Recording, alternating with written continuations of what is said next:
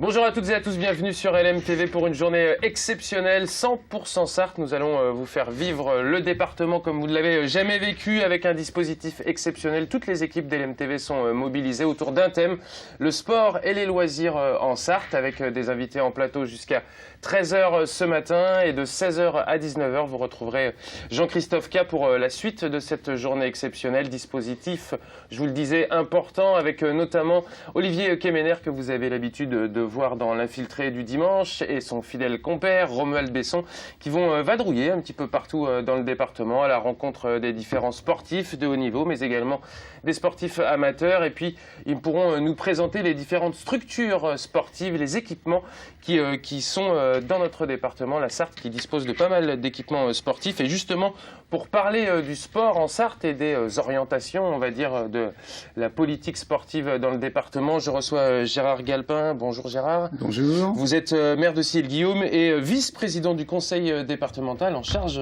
des sports.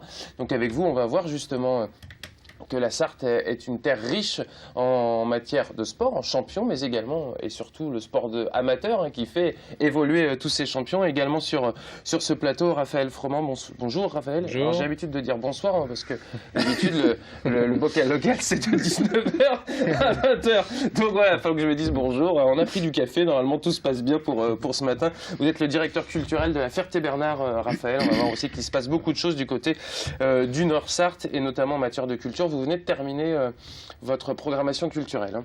Oui, tout à fait, la programmation 2015-2016. Voilà. Vous allez pouvoir partir en vacances. Pas encore tout à fait, parce qu'il y a pas mal de choses à préparer. Mais c'est quand même un bon morceau de fait, voilà. Avec notamment cette magnifique salle et ce centre culturel Athéna qui reçoit régulièrement des concerts et des manifestations culturelles. Gérard Galpin, le sport en Sarthe, alors on ne va pas forcément tout de suite parler de chiffres, mais c'est un beau département sportif, la Sarthe, je le disais, et dans le sport amateur, dans les structures et pour les champions. Je dis toujours, la Sarthe est un grand plateau sportif. Hein, c'est avant tout, c'est un lien aussi avec l'économie, le tourisme. Oui. Hein. Nous avons du sport professionnel. Nous avons une locomotive qui est les 24 heures du Mans, enfin qui est le circuit des 24 heures du Mans. Nous avons le MSB qui évolue au niveau national. On aura Eric Magneto d'ailleurs d'ici. Et on a surtout aussi tout le sport amateur, hein, tous les comités départementaux sportifs, et y compris toutes les associations sportives qui couvrent notre département. Dont certaines sont regroupées dans la Maison des Sports, la toute nouvelle Maison des Sports du côté de Coulennes. Vous parlez de retombées économiques et touristiques, c'est vrai que c'est important. Il y a eu pas très longtemps le Grand Prix de France sur le circuit des 24 heures. Alors c'est un promoteur qui organise, c'est Claude Michy, PHA. On a évidemment les 24 heures du Mans, plus de 260 000 personnes regroupées sur un circuit. Je rappelle que ça fait la moitié de la population de la Sarthe à peu près. Il y a eu un article récemment de nos confrères du Maine Libre sur les retombées économique des 24 heures du Mans en Sarthe. C'est plus de 100 millions d'euros. Comment on compte justement ces retombées économiques? Est-ce que c'est directement les gens qui viennent consommer chez nous? Qui viennent consommer, qui vont rester en séjour prolongé au niveau touristique. Quand je disais économie, sport, économie, tourisme, les 24 heures du Mans, enfin tout ce qui a lieu, toutes les manifestations qui ont lieu sur le circuit, il y a une retombée déjà touristique, parce que les personnes ne viennent pas pour une journée, ne viennent pas pour participer à une journée sportive, ils viennent une semaine, voire 2 semaines. On a des Anglais qui viennent aux 24 heures du Mans, mais qui restent 2 semaines sur la Sarthe et sur les départements limitrophes. Ils se sont installés, même pour certains qui ont acheté des maisons. Ont acheté des maisons, et donc il y a cette retombée économique de plus de 100 millions d'euros. C'est important, hein, c'est important pour la Sarthe, c'est important aussi pour les départements limitrophes. Oui. Car on sait très bien qu'il y a des hôtels sur Tours qui sont pleins pour les 24 heures, y compris dans la Mayenne, y compris dans l'Orne. On compte naturellement aussi les emplois. C'est l'équivalent de 2500 emplois. En équivalent temps plein. En équivalent temps plein, c'est quand même important. C'est une belle entreprise. Oui, ça fait presque, ça se trouve plus que ACI aujourd'hui, l'usine Renault, qui comptait avant 15 000, mais aujourd'hui c'est nettement réduit, c'est vrai. Est-ce que c'est vraiment la vitrine du sport, enfin du sport professionnel en Sarthe, ces 24 heures, en tout cas de la réussite peut-être? Oui, c'est la vitrine, c'est la locomotive. Je veux dire, c'est cette locomotive. J'ai toujours une anecdote, il y a 4-5 ans, j'étais en Chine, au fin fond de la Chine.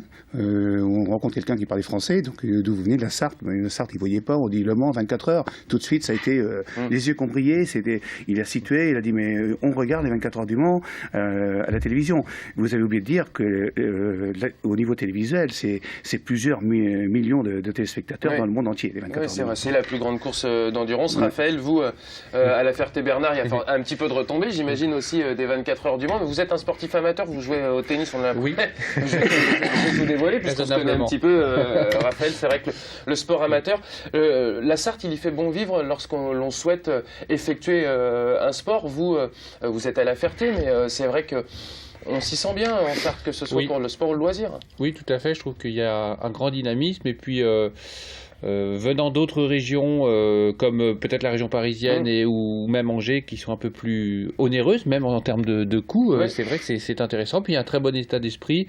Je suis au club des Trois-Vallées à Coulennes et aussi au club de la Ferté. Je bascule un petit peu sur les deux, dépendant des jours, et pour maintenir la forme. Mais c'est vrai qu'il y a une très bonne ambiance et un bon dynamisme. Le club des Trois-Vallées à Coulennes, qui notamment a sorti Joe Wilfried Tsonga, rien que ça, ce qui est quand même pas mal. On parlait des 24 heures, on a parlé aussi rapidement de la Maison des Sports. Gérard Galpin, je vous propose justement de ce petit sujet sur la Maison des Sports qui s'est installée maintenant il y a quoi, 2 ans 2 ans à Coulennes, avec son directeur Nicolas Glinge, qui regroupe de nombreux comités départementaux. Voilà, au sein de la même structure, la Maison des Sports.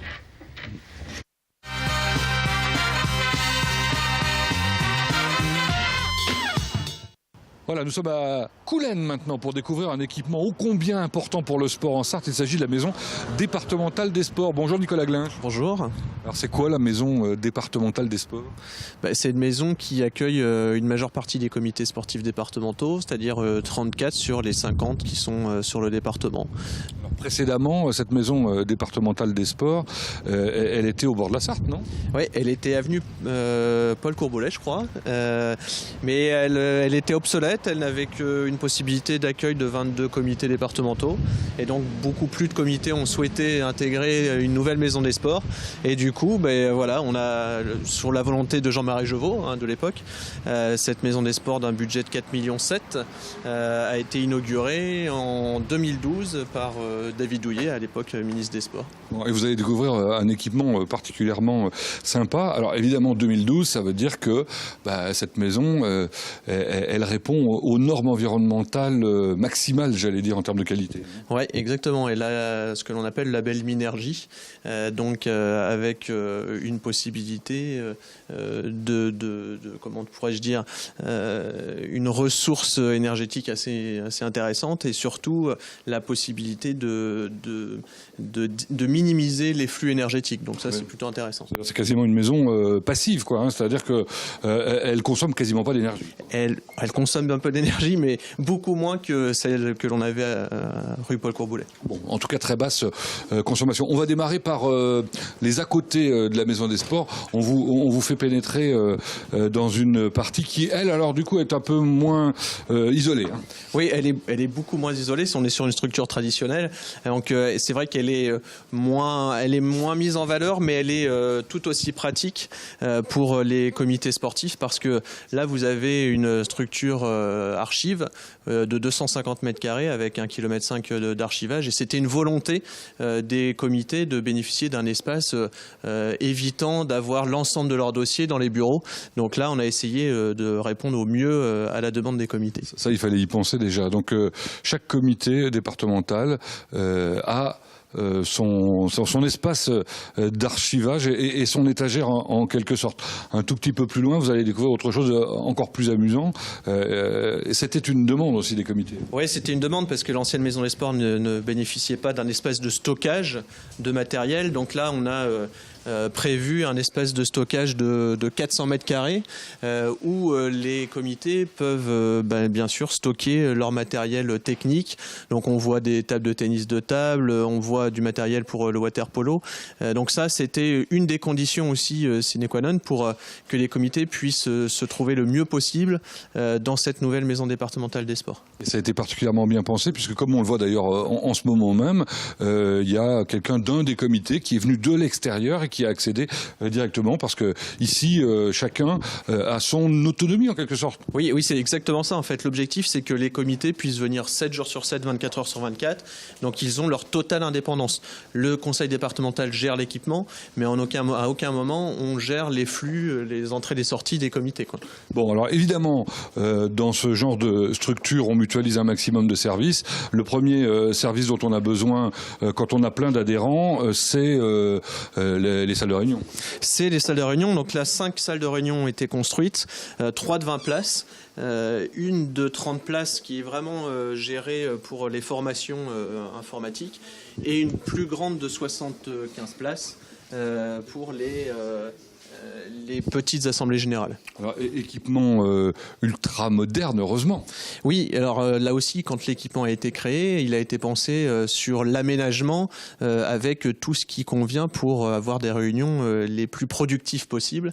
Donc les vidéoprojecteurs, bien sûr table, chaise, et puis tout ce qui est écran pour permettre une bonne réunion, une bonne conduite de réunion. Bon, là, on était dans la salle Édith Dassé, ici la salle André Thésée. Elles ont chacune été baptisées du nom d'un grand athlète. Oui, elles ont été baptisées lors de la semaine du sport en Sarthe, il y a 2 ans maintenant, et effectivement aux couleurs et au nom d'un athlète qui a brillé en Sarthe. Oui. Alors Laurence Le Boucher qui a brillé particulièrement, cette salle a une particularité, c'est qu'on y fait des formations. Oui, on y fait des formations, donc là c'est une salle de 30 places, c'est l'une des plus grandes, et elle est en réseau pour pouvoir avoir des prises informatiques et des PC sur cet ensemble de salles, donc ça c'est plutôt intéressant. Oui. D'autant plus que le Wi-Fi est évidemment disponible partout ici, donc encore une salle. De la convivialité, bonjour messieurs. On reconnaît Bernard Sibéras, le président du CDOS. On vous retrouve tout à l'heure pour que vous nous parliez un peu des différents comités. Oui, où là peuvent se faire des rencontres entre à la fois les bénévoles et les administratifs, on va dire. Ouais, parce que l'objectif aussi du sport, c'est la rencontre et l'échange. Donc l'objectif, c'est que les bénévoles, mais aussi les salariés, puisqu'il y a à peu près une 40aine de salariés sur l'ensemble de l'équipement, puissent se rencontrer lors de leur repas du midi ou sur un petit goûter ou des choses comme ça. Donc non, l'aspect convivialité porte bien son nom, donc c'est plutôt intéressant. Et puis à ce que je vois, on leur donne des bons conseils, mangez malin, choisissez des produits de saison. Quand on est sportif, on mange pas n'importe quoi, vous le savez très bien, quoi. Évidemment, vous avez raison. Moi, en tant que grand sportif, j'en sais quelque chose. Oui, c'est bien. Merci Nicolas de nous avoir reçus. Je vous en prie. Bon, on va retrouver les présidents qu'on a aperçus il y a un instant, tout à l'heure, pour découvrir ce qui s'y passe maintenant dans cette maison des sports que nous avons visitée ensemble.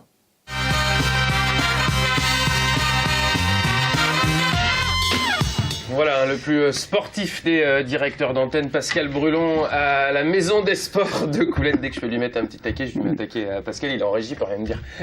Donc voilà, à la découverte de cette Maison des Sports avec les 30 comités sportifs. Il était avec Nicolas Glinch. Gérard Galpin, je rappelle, vous êtes le vice-président du conseil départemental en charge des sports. Quels sont les grands axes de développement du conseil départemental sur cette politique sportive ? Nous avons 4 grands axes. D'abord, soutenir le sport amateur, c'est très important. Accompagner les collectivités locales, accompagner le sport professionnel, nous en avons dans la Sarthe, et élaborer et mettre en place le plan départemental des espaces sites et itinéraires relatifs au sport nature.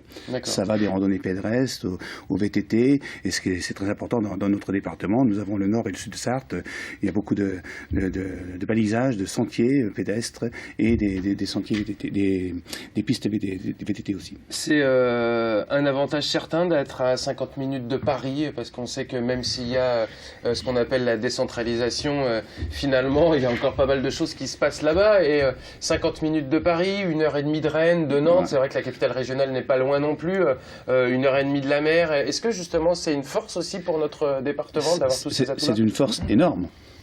Moi-même, ça fait 40 ans que je travaille à Paris, que j'habite dans la Sarthe. Oui. Donc c'est une force énorme. 53 minutes. Moi, j'ai connu il y a en 76, c'était 2h10. Oui. Et maintenant, 2015, 53 minutes, ça permet aussi aux personnes de venir faire des courts séjours.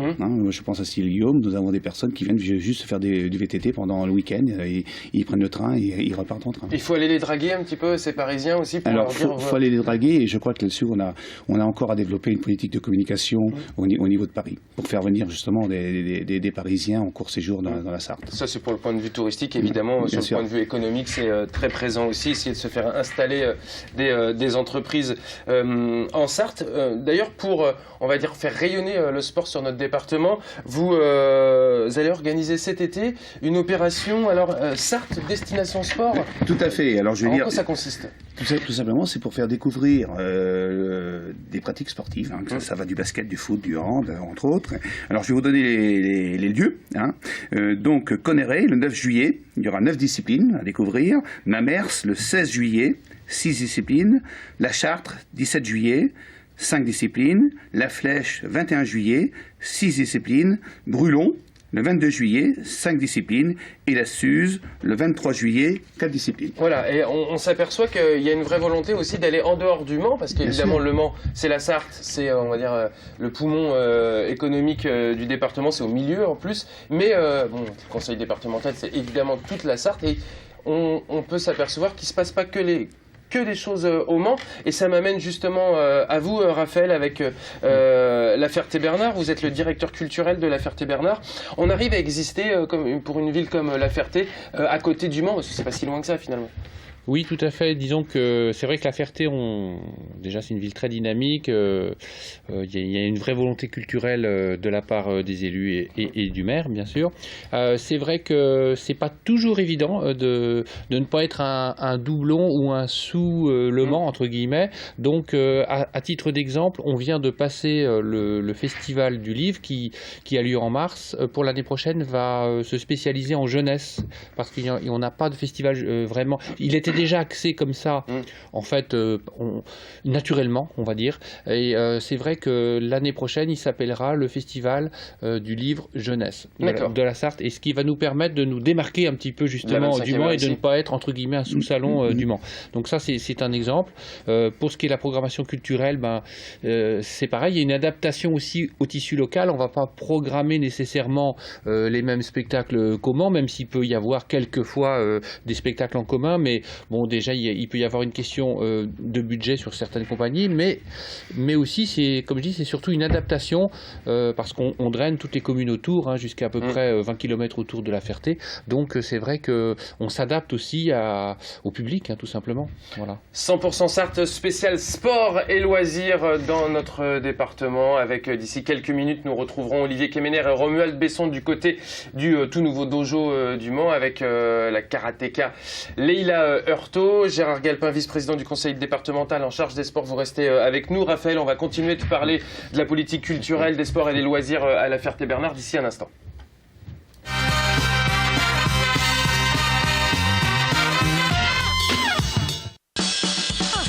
Avec le Conseil Général, vivez 100% Sarthe. 100% Sarthe, 100% saveur avec les rillettes Albert L'Huissier.